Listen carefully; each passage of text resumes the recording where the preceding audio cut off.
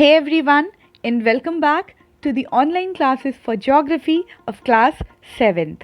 This is Kavita, and I hope you people are good at home. So, in today's video lecture, we are going to cover chapter number 3 of geography, that is intraplanetary movement and major landforms. So, without wasting time, let's get started. We all know that the Earth's surface is highly uneven and irregular. The surface of the Earth is being shaped and reshaped by the external agents like running water, wind, glaciers, etc. And this is the reason why our present day landforms are diverse and varied in nature. Here is an interesting fact that I am going to tell you is, do you all know that there are 7 continents? But earlier the story was little different. There was only one supercontinent which was named as Pangaea, which began to break apart about 200 million of years ago, resulting in the drifting part of the continents from each other. And this was being mentioned in the books of Professor Alfred Wegener, who was a German meteorologist and a researcher. His book was named as The Origin of Continents and Oceans.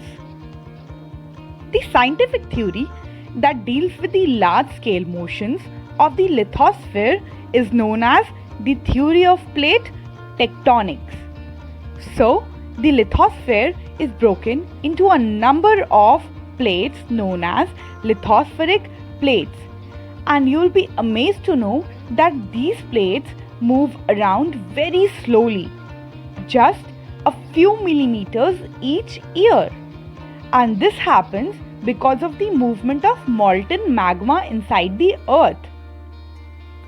So, the movement of these plates causes changes on the surface of the earth, and also the earth's movement are divided on the basis of the forces which cause them. So there are some forces which act inside the earth, and those forces which happens inside the earth are termed as endogenic forces, whereas the forces which works or which acts on the surface of the earth are termed as exogenic forces.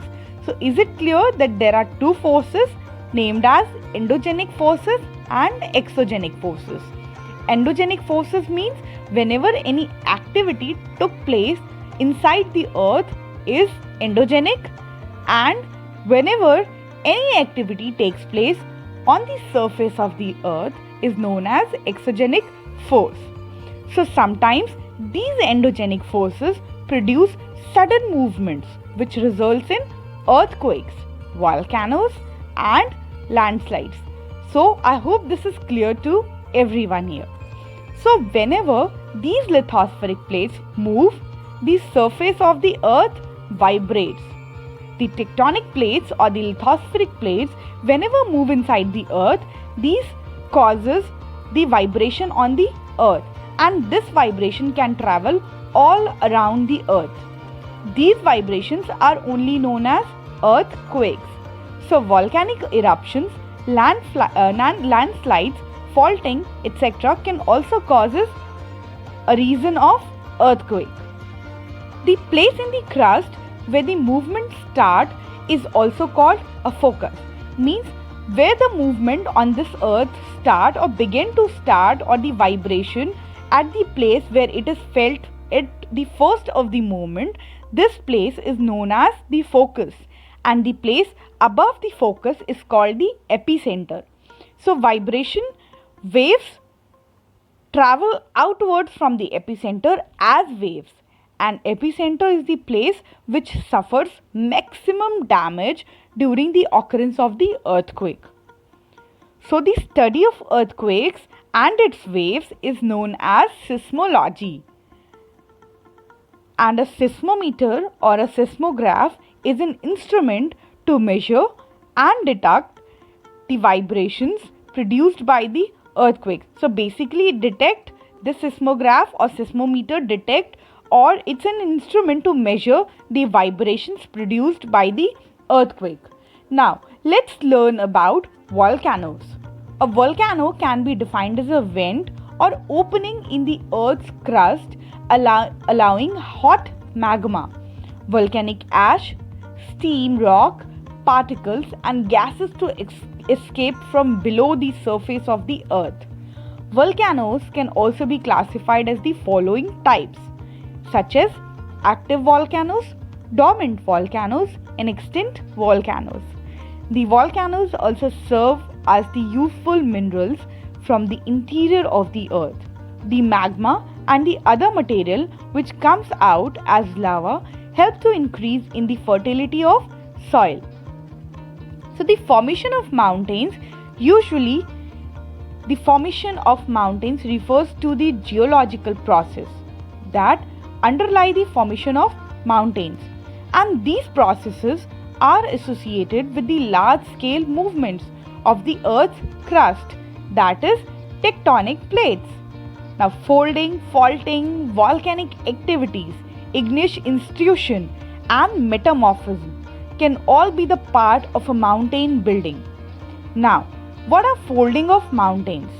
The movements of two lithospheric plates towards each other results in collision and creation of a force of a compression leading to the folding of mountains. So this is basically causes a wrinkle in the rock layers in the earth's crust, and this is referred to as folding. Now coming to the next topic, such as types of mountains. Now mountains like Alpatians in the USA and the Urals in the Eurasia and the Aravalis in the India were formed millions of years ago due to horizontal plate movements known as old fold mountains. Now what is faulting? Here, when plate moves, stresses and strains are set up in the lithosphere, giving rise to fissures and fractures. This causes large scale displacement of the rock structure, which is known as faulting. I hope this is clear to everyone out here.